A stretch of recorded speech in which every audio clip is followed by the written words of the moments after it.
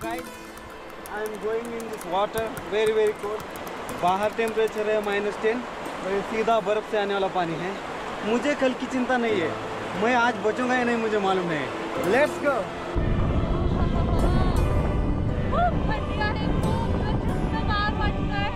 पण अपने शौक कुछ खत्म नहीं होते, तो इसीलिए इस बेहतरीन नज़ारे से हम गुजर रहे हैं। क्या बात है।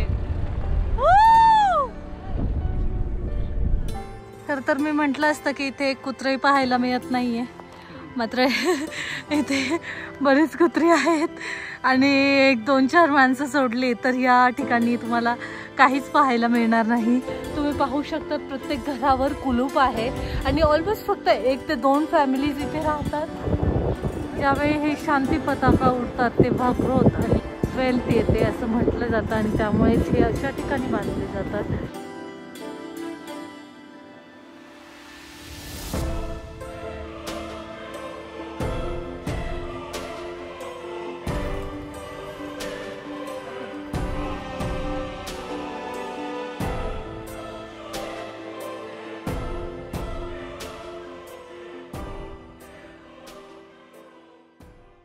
कधी कधी असं वाटतं की काही जागा आपल्या मनात आधीच जन्म घेतात आणि आपण त्या शोधातच असतो। अनोळखी रस्त्यांवरून फिरताना आज मी अशाच एका जागी आले। एक स्वप्न जे दृष्ट्याआड होतच नव्हतं। एक शांततामय कुशीतलं गाव, जिथे हवा अलगद केसांशी स्पर्श करते आणि नदीचा गारवा थेट हृदयाशी संवाद साधतो। हर्षिल व्हॅली।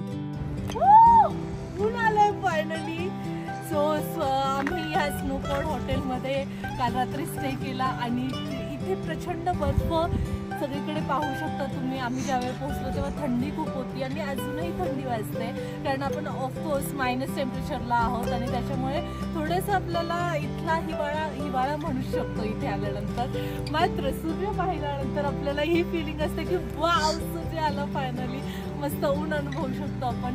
सो आम्ही त्याच्यासाठी एक्साइटेड आहे आणि आजचा दिवस आम्ही फुल ऑन एन्जॉय करणार आहे। हर्षिल आमच्या नजरेतून पाहणार आहात तुम्ही आणि हर्षिल हे खूप कमी लोक एक्सप्लोर करतात। सो माझा अनुभव कसा असणार आहे तो मी तुम्हाला दाखवणार आहे। So stay tune.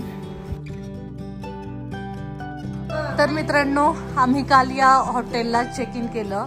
स्नोपॉड म्हणून या हॉटेलचं नाव आहे। इतकं ड्रामॅटिक हॉटेल आहे। आपण ज्यावेळी जुन्या काळातले मूवीज बघायचो तेव्हा जे वुडन कॉटेजेस असायचे ते आणि ह्या हॉटेलमध्ये अजिबात फरक नाहीये आणि हा मला आनंद होतोय की आम्हाला ते हॉटेल विथ कमी बजेट आणि छान फॅसिलिटीजमध्ये मिळालंय आणि मॅनेजर वगैरे लोकही छान आहेत, कोऑपरेट करणारे मेन म्हणजे।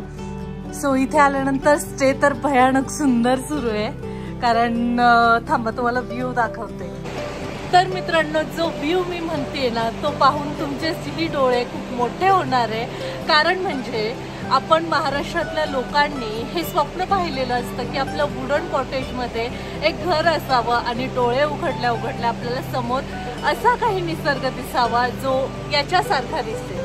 म्हणजे समोर नदी वाहते आणि त्या नदीचं पाणी टर्क्विश म्हणजे ब्लूइश रंगाचं आहे आणि जे दगड आहेत आजूबाजूचे त्याच्यावर मस्तपैकी बर्फ साठलाय आणि समोर आहे ते जंगल।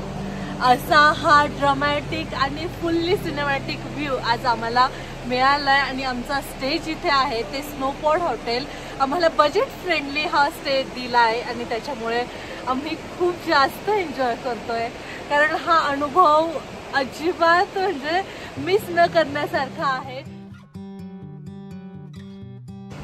अमोलला विचारू त्याची काय प्रतिक्रिया आहे। तुला कसं वाटतंय? खूप भारी वाटतंय। हर्षिल व्हॅली मध्ये मी कधीच आलो नव्हतो, ह्या पट्ट्यात कधीच आलो नाही। हर्षिल व्हॅली एवढी सुंदर असेल मला कधी वाटलंच नव्हतं। आम्ही रात्री अंधारात इथं पोहोचलो आणि ज्यावेळेस डोळे उघडले त्यावेळेस समोर इतका भारी नजारा होता ना, मन अगदी खुश झालं। खूप भारी वाटलं। आजच्या दिवसामध्ये आम्ही अख्खा हर्षिल आता एक्सप्लोर करणार आहे। थँक्यू। तर तुम्ही आत्ताच पाहिलं की आमचे हे टीम मेंबर्स इतके भयानक आनंदी आहेत, एक्साइटेड आहेत। आम्हाला ऍक्च्युली लाईव्ह स्नोफॉलही पाहायचं आहे। आमच्या खूप साऱ्या बकेट लिस्ट आहे, तशा प्रत्येकाच्याच असतात म्हणा। सो आम्ही त्या वेने हर्षिल आज एक्सप्लोर करणार आहे आणि हर्षिल हे गाव खूप जास्त सुंदर आहे असं म्हटलं जातं आणि इथल्या लोकांनी ते सुंदर ठेवलंय। सो आज आपण फिरताना पाहू नेमकं काय अनुभव येतोय। हा जो बर्फ तुम्ही पाहू शकतात याने इथलं ठिकाण, इथली प्रॉपर्टी इतकी सुंदर सजली आहे विदाउट एनी डेकोरेशन। जसं बाहेरची UK असेल, स्वित्झर्लंड असेल, बाहेरची लोक जसं बर्फ आल्यानंतर क्रिसमस सेलिब्रेट करतात अगदी तसंच इथे वातावरण आहे आणि आम्ही ते भयानक एन्जॉय करतोय। हे बघा हा भूभू पण, याला काय थंडी वाजत नाही, पण इकडची जनावर तुम्हाला अशीच पाहायला मिळतील। अजिबात आपल्यासारखे कुपोषित नाही आहेत, अगदी भोबूवर सारखे दिसतात, क्यूट क्यूट पॅन्डा सारखी। आपण मागे पाहताय ती आहेत ॲपलची झाडं आणि आता सीझन नसल्यामुळे ही कटिंग अशी दिसते। मात्र यावर ज्यावेळी बर्फ साचतो तेव्हा जे वातावरण असतं, जो व्ह्यू असतो तो खूप कमाल असतो। इथल्या टेम्परेचरचा हा एक नमुना आहे, पाहू शकता बर्फ झालाय बॉटल मध्ये। Going in this water very very cold. बाहर टेम्परेचर है -10 और सीधा बर्फ से आने वाला पानी है। मुझे कल की चिंता नहीं है, मैं आज बचूंगा या नहीं मुझे मालूम नहीं। Let's go. चप्पल काढ ना दादा, पाय सरकले माझे, चप्पल काढ, पाय सरकले, पाय काढले। हा ते परत बघू आपण, टॉवेल आणला इथं। ओके जागे आता आणलं नाही -5 टेम्परेचर में ये भागीरथी नदी में नहाने जा रहा है। हां हाथ लाल पडले रे, तू ऐसा हो रहा है। करणार असेल तर लवकर कर, नाही तर आता हाय तुझी बॉडी जाईल। कॅन्सर हात लाल पडले माझे, बघ ना।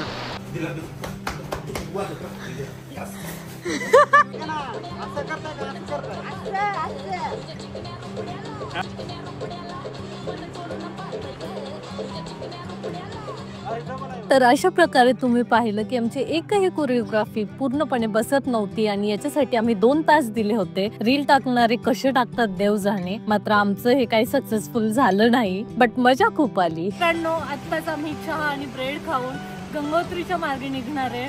आजूबाजूला नजारा इतका भारी आहे, पण गंगोत्री वरती असल्यामुळे आपल्याला तिथे जास्त बर्फ बघायला मिळणार आहे मे बी। आणि वातावरण असं झालं, मगाशीच तुम्हाला सूर्य दाखवला आणि आता वातावरण असं झालं की आत्ताही बर्फ पडेल।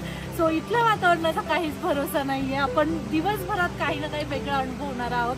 So stay tune. तर मित्रांनो, हर्षिलवरून आम्ही गंगोत्रीला जायला निघालो। मधल्या रस्त्यात आपल्याला लागणारा निसर्ग खूप वेगळा होता। मित्रांसोबतच्या त्या निवांत क्षणांना एक सुंदर आणि प्रवाही आणि थोडंसं भावुक असं रूप होतं।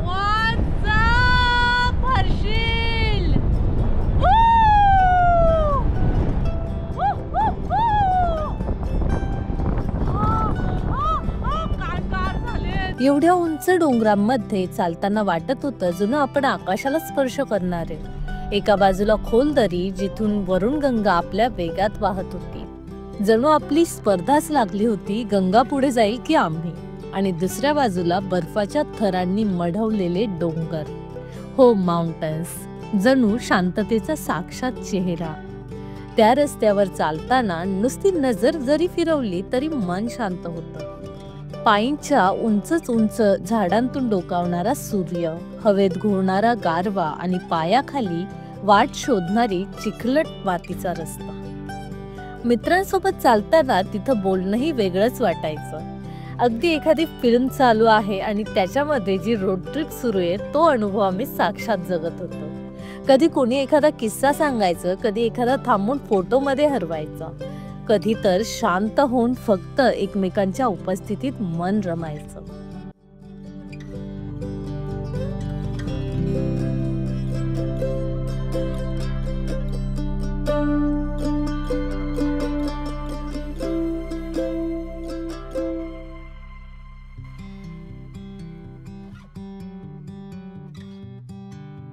इतका सुंदर नजारा पाहिल्यानंतर आम्ही इथे काही क्षण थांबायचं ठरवलं, कारण हे अगदी पिक्चर परफेक्ट लोकेशन होतं। माउंटन्स होते आजूबाजूला, पाईनची झाडं होती आणि खाली पुलाच्या खाली गंगा नदी वाहत होती।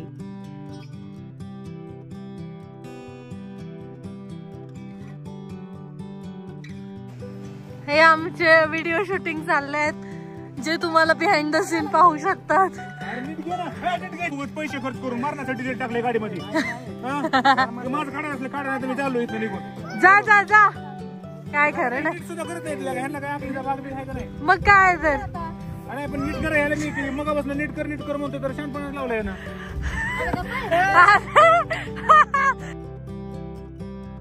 तर अशा प्रकारे थोडा वेळाचा हॉल्ट घेऊन आम्ही पुढच्या प्रवासाला निघालो.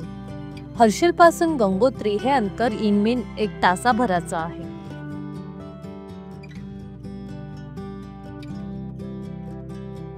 मित्रांनो, आपण आलोय, हा आहे लंका ब्रिज. हा ब्रिज खूप जास्त इथला फेमस ब्रिज आहे. मी आता तुम्हाला दाखवते की हे जे आहे ती गर्तांगली आहे. गर्तांगली ही खूप जास्त फेमस आहे आणि ब्रिटिश कालीन त्याची रचना असल्यामुळे ती खूप जास्त स्ट्रॉंग आहे. मात्र ज्यावेळी बर्फ होतो तेव्हा ही गर्तांगली बंद ठेवली जाते. बेसिकली गर्तांगली हा एक लाकडी पूल आहे जो खडकांच्या कडेवरून, दरीच्या टोकावरून आणि खोल नदीने सजलेला आहे. ही वाट कधी काळी भारत तिबेट व्यापारासाठी वापरली जायची. त्यामुळे ही जगातील एक प्राचीन ट्रेड रूट असल्याचं म्हटलं जातं. ये कब खुलता है गर्तांगली? अप्रैल. सो गाइस, हा आहे लंका ब्रिज, हायेस्ट ब्रिज असं म्हणतात. हा सगळ्यात मोठा ब्रिज आहे इथे आणि तिथेच आपण आलो आहे. पाहू शकता इथून तुम्हाला जो नजारा दिसतो आहे है खूपसूरत, खूप सुंदर, खूप सुंदर.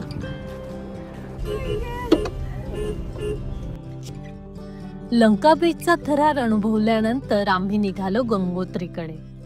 ब्रिज पार केल्यानंतर हवेत एकदम गारवा जाणवायला लागला. निसर्गातही एक वेगळीच शांतता वाटू लागली. रस्ता अजूनही वर्णावर्णाचा होता, पण आसपासचं वातावरण आता थोडं पवित्र वाटू लागलं होतं. ऑलमोस्ट पोहोचलोय आपण. 5 किलोमीटर म्हणजे नाही खोटं बोलले.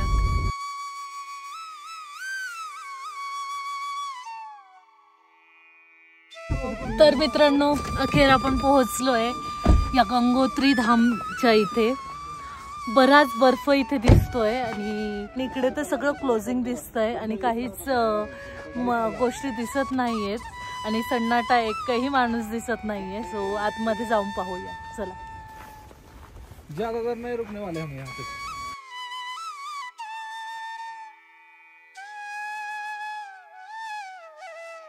इस देह को मैं मानना सबसे बड़ा पाप है.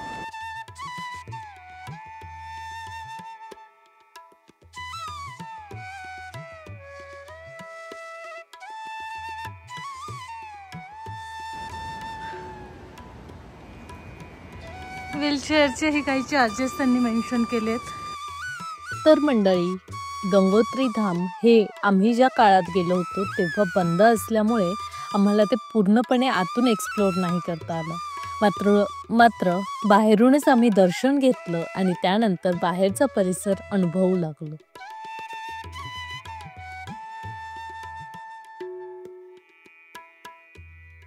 गंगोत्री मंदिर पांढऱ्या दगडात बांधलेलं आहे. मंदिरासमोर मोठं ओपन यार्ड आहे आणि मागून भागीरथी नदीचा प्रवाह दिसतो. तो अनुभव खूप दिव्य वाटतो. गंगोत्रीचं धार्मिक महत्त्व खूप आहे. पौराणिक कथेनुसार राजा भगीरथाच्या तपस्येनंतर गंगा पृथ्वीवर अवतरली आणि इथेच ती प्रथम प्रकट झाली. म्हणून या जागेला गंगोत्री असं नाव आहे.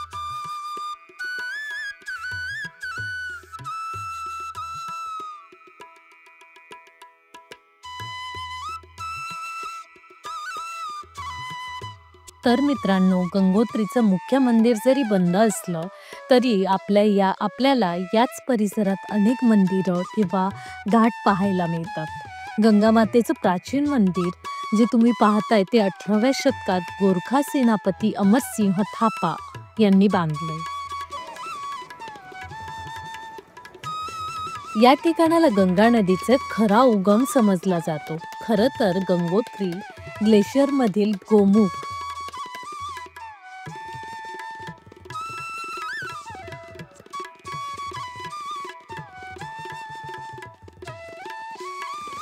अशी ही मन्नत मागितली जाते आणि इथे या पद्धतीने तुम्हाला इथे लोकांचे धागे जोडलेले दिसतात. तो हर बार आते हैं आप? यहीं रहते हैं. यहाँ पे ही? कहाँ पे जगह है मतलब रहने के लिए? बस अड्डा में रहते हैं. अच्छा, ओके. और कैसे विंटर में भी ऐसे ही आप हर रोज आते हो? अगर बर्फ ज्यादा हुई तो फिर भी जाते हैं हम लोग। अच्छा, कितने लोग हो ऐसे? यहाँ हम लोग 50-60 महात्मा रहते। कि क्या आप महसूस करते हो इस जगह के बारे में? महसूस क्या, हमारा जीवन के लक्ष्य गंगोत्री धाम में रहने का है। यस, गंगा जी के चरणों में हाँ 12 महीने यहीं रहता है। वो तो है। चलो धन्यवाद।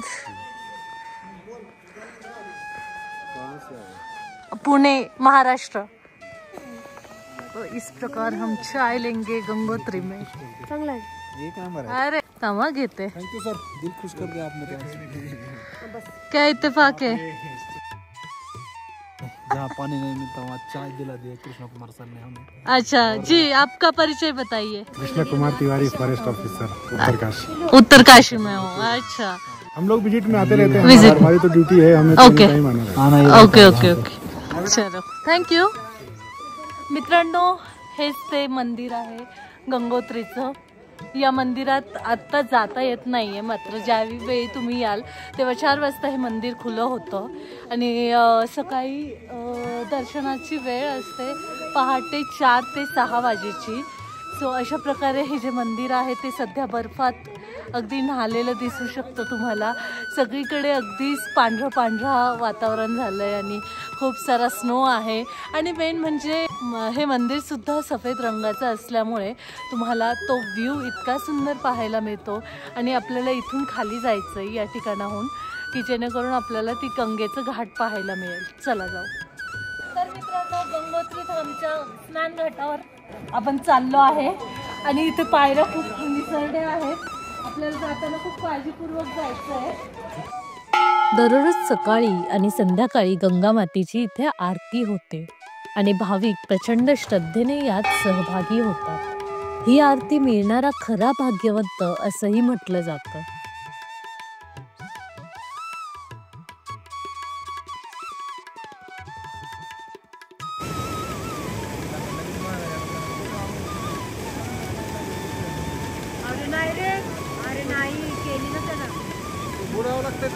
तर मित्रांनो, ह्या ज्या साखळ्या तुम्हाला दिसत आहेत, इथे नदीमध्ये आता नदी गोठली आहे, त्याच्यामुळे आपल्याला इथे कोणी लोक दिसत नाही. ह्या ज्या साखळ्या आहेत त्याला धरून लोक गंगेत स्नान करतात आणि तीच गंगा नदी ही आहे.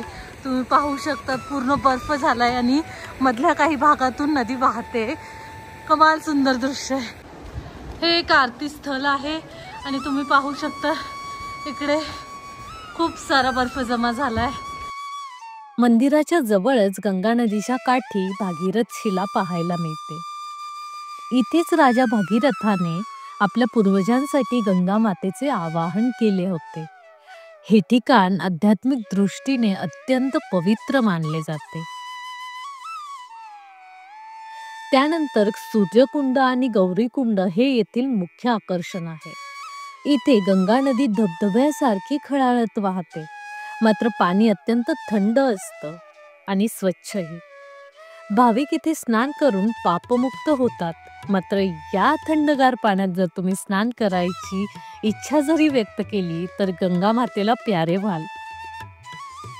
गंगा मातेला नमस्कार करून आता आम्ही पुन्हा एकदा निघालो होतो या पवित्र वाटेवरून हर्षिलच्या दिशेने. पण यावेळी एक थांबा होता मध्ये, मुखबा गाव. गंगोत्रीपासून हर्षिलकडे परतताना वाटेत एक वेगळीच शांतता जाणवते. ऑलरेडी आपण त्या आध्यात्मिक वाइब्समध्ये असतो आणि त्यामुळे आपण ऑलमोस्ट शांत झालेलो असतो. एक मेडिटेटिव्ह वातावरण डोक्यातही आणि मनात तसंच आजूबाजूलाही असतं. Tourist guide map of Chardham, चारधामचा पर्यटक मानचित्र. याच्यात त्यांनी काय काय दाखवलं माहिती का? इथे जेवढे असलेले टुरिस्ट स्पॉट आहे, रिलिजियस प्लेसेस आहे किंवा धार्मिक स्थळ आहेत, त्याचा हा मॅप पूर्ण त्यांनी दाखवला आहे.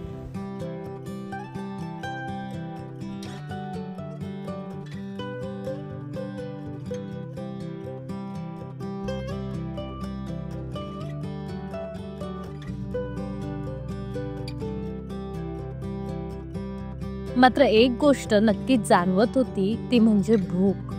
रस्त्यातच एक छोटंसं स्थानीय ढाबा म्हणू शकतो त्या ठिकाणी आम्ही थांबलो.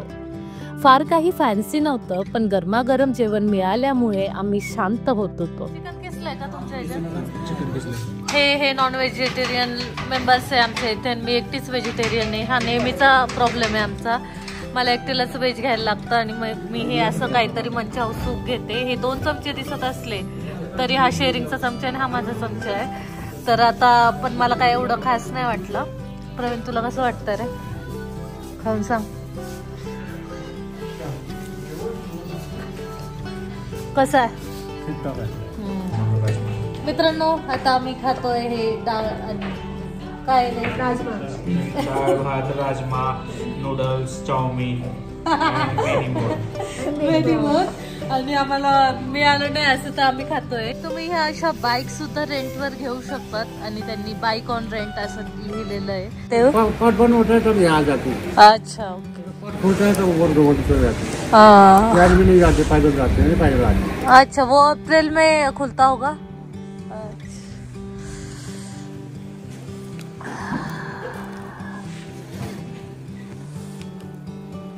ऊपर तो बर्फ शुरू हो गई है. मित्रांनो हे पाहू शकता तुम्ही धराली गाव आणि या गावाचं हे मुख्य मंदिर आहे. आता आपण या धराली गावात आहोत. धराली गाव हे इन 500 लोकांचं गाव आहे आणि इथे असं म्हटलं जातं की स्त्री पुरुष समानता आहे आणि तितकेच जेवढे स्त्रिया तेवढेच पुरुष आहेत. ही इथली खासियत म्हणू शकता तुम्ही. आणि त्याच्यामुळे गावात खूप कमी वर्दळ आहे, अगदी शांतता आहे. आता जरा हिवाळ्याचे दिवस असल्यामुळे लोक टाइमपास म्हणून पत्ते खेळताना पाहायला मिळत आहेत. तर मित्रांनो आत्ताच आपण हर्षिलच्या मुख्य द्वारातून प्रवेश केलाय. म्हणजे हर्षिल पासून ऑलमोस्ट 4 किलोमीटरचं हे अंतर असणार आहे. मुखबा गाव याला मुखी मठ असंही म्हटलं जातं. इथे जाण्याचा रस्ता अतिशय वळणावळणाचा आणि बऱ्यापैकी खचलेला आहे, त्यामुळे आपल्याला स्लो स्पीडवर गाडी चालवावी लागते. मात्र समोरचं दृश्य तुम्हाला दिसत असेल तर आपण पाहू शकतो.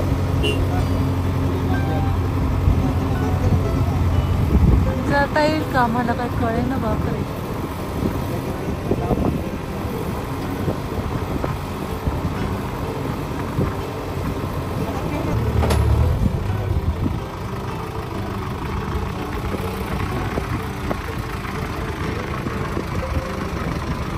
अरे भाई हे पडलं होतं काय आयुष्यपत. ओ माय गॉड वाचलंय बाई.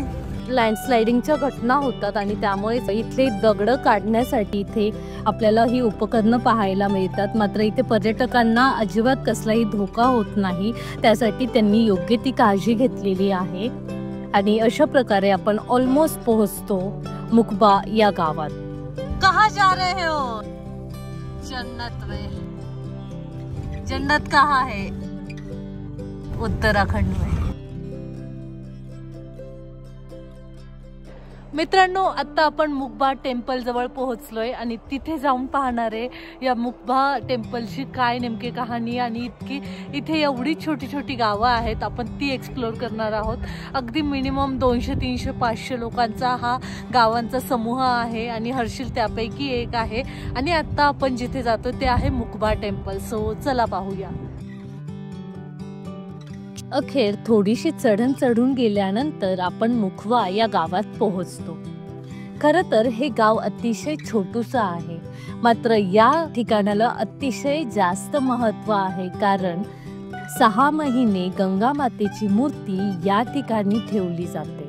तुम्ही दुरून पाहत असाल तर तुम्हाला दिसेल गंगोत्री धामची प्रतिकृती म्हणजेच हे मुखबा टेम्पल आहे. ज्या पद्धतीने केदारनाथांची मूर्ती हिवाळ्यात उखीम मठात ठेवली जाते, त्याच पद्धतीने गंगा मातेची मूर्ती मुखी मठात म्हणजेच मुखबा या गावात ठेवली जाते आणि त्याच पद्धतीने तिची पूजा अर्चाही केली जाते. गाव छोटंसं आहे पण खूप शांत आणि निसर्गरम्य आहे. इथली घरं ते बांधकाम सगळंच खूप साधं आणि मनाला भिडणारं आहे. गंगेचे स्पंदन इथल्या प्रत्येक कोपऱ्यात जाणवते.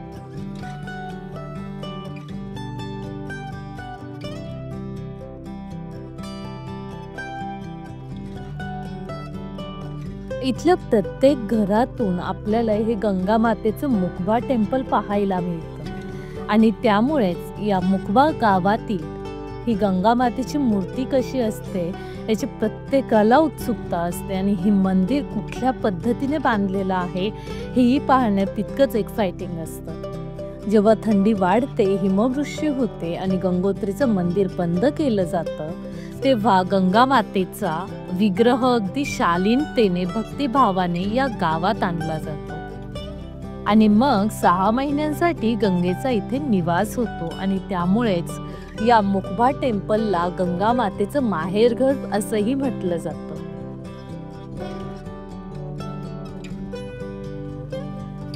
कहाँ से हो आप? मैं बिहार से हूँ। बिहार। और आप? दोनों भी। अच्छा। ठंड में कितना काम होगा। वही तो, इतनी ठंड है यहाँ पे, बर्फ भी होती होगी तो काम कैसे करते हो? बर्फ तो होता है, फिर आज बर्फ होगा। होगा ना, ऐसे लग रहा है ठंड बहुत पड़ने वाली है। और गांव में कोई नहीं है क्या अभी? ये गांव में है। अच्छा, बाकी लोग कहाँ पे नीचे जाते?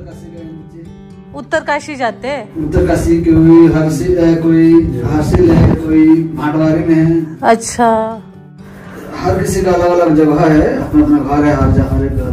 अरे वाह, 2 घर है फिर तो यहाँ पे लोगों के। क्या बात है, सही है। यहाँ पे है घर है, फिर उधर वहाँ करिएगा माता। अच्छा, सही है। चलो, हाँ हम लोग भी यहाँ से ही आए, कार से आई थिंक। हाँ, और आप यहीं पे रहते हो? अच्छा, और बर्फ सबसे ज्यादा कब हुई थी? बर्फ तो यहाँ हफ्ते में लगभग पड़ी जाती है। ऐसी कुछ कहानी होगी कि बर्फ बहुत हुई है या? हाँ, 2018 में पड़ी थी सर। 2018 में, ये कोविड वाला टाइम। हाँ। ये दिखाई दे रहा है। हाँ, ये गंगोत्री वाला पीक है। अच्छा, गंगोत्री वाला। हम जाके आए, अब भी गंगोत्री होके आए। हम लोग गए थे तब बर्फ नहीं थी, शायद अभी हो रही है बर्फ। तो वहाँ पे होने के बाद यहाँ पे होती होगी, गिरेगी। ये सामने दिखाई दे रहा है, ये सामने आगे बर्फ दिखाओ तो। अरे भाई,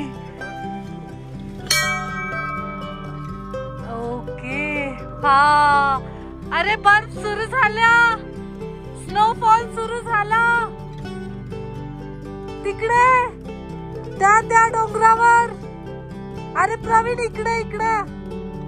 आपल्या महाराष्ट्रीयन लोकांना स्नोफॉल म्हणजे एक अजबच जादू वाटते आणि त्यामुळेच आम्ही प्रचंड एक्सायटेड झालो होतो। आभाळाकडे पाहून निसर्गाला प्रार्थना करत होतो की ॲटलिस्ट एकदा तरी स्नोफॉल पाहायला मिळते आणि त्याच वातावरणात मी आजूबाजूला या मुकबा गावात कुणीतरी भेटतंय का, एखादा गावकरी मिळतोय का हे पाहतो। तुम्हारा वीडियो लो क्या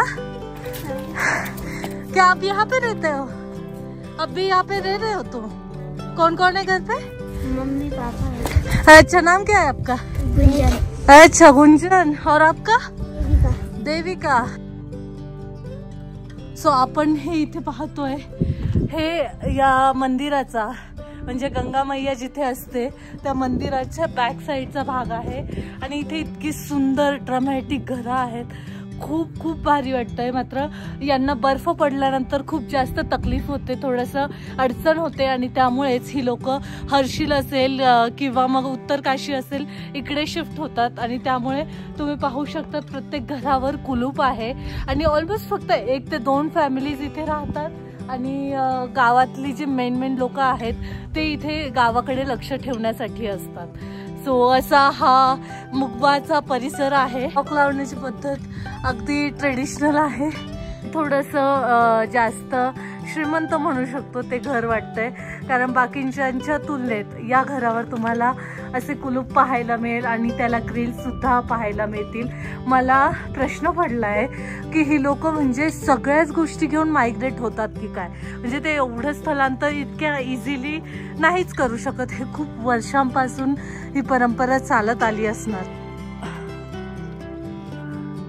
आपल्याकडे जशी चाळ असते तशाच पद्धतीची ही रचना आहे, मात्र अतिशय दुर्गम आणि जुन्या काळातली ही घरं आहेत आणि ही लोक याचं रिनोव्हेशन करण्याच्याही याच्यात पडत नाहीत। कारण यांना माहिती आपल्याला काही काळ 6 महिने तरी ऑलमोस्ट ते स्थलांतरित होतात.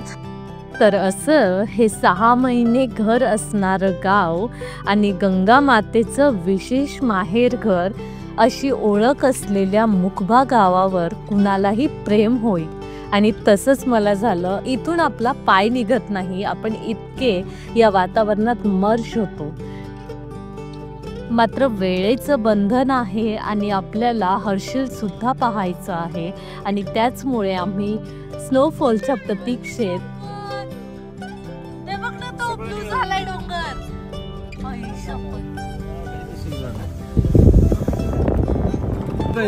यहाँ से आगे जाना और यहाँ पार्किंग होगी जहाँ पे बस वहीं से लेफ्ट ले लिए. आपण करू ना राम तेरी गंगा मेली वाला. अंदर आहे ना.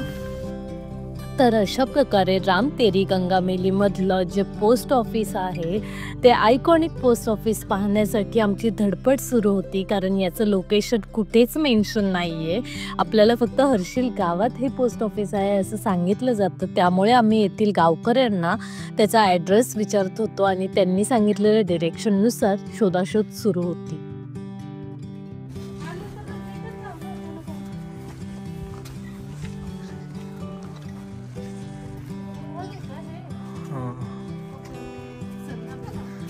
दादा पोस्ट ऑफिस किधर है? अच्छा सामने.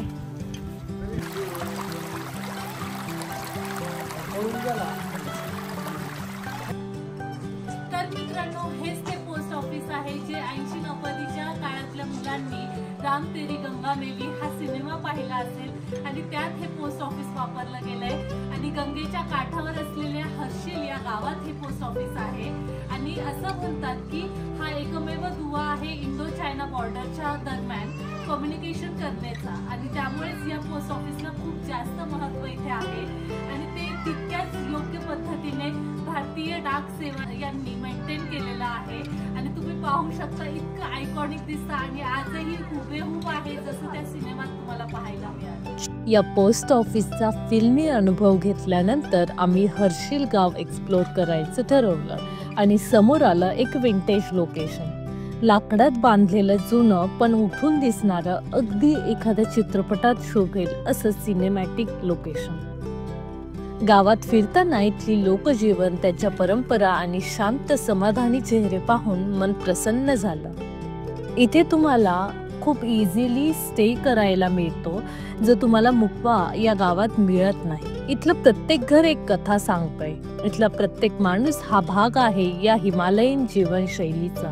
जर तुम्ही उत्तराखंडमध्ये प्रवास करत असाल किंवा गंगोत्रीच्या दिशेने निघालायत तर हर्षिल गावाला भेट देणं चुकवू नका. निसर्ग आणि मनाची एकरूपता अनुभवायची असेल तर एकदा हर्षिलला येऊन तर पहा. अशा प्रकारे आपण ब्लॉगच्या शेवटास आलो आहोत आणि आमचा पुढचा मुक्काम असणार होता Tungnath.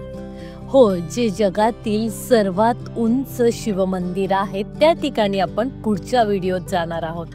So stay tuned and thank you so much for watching.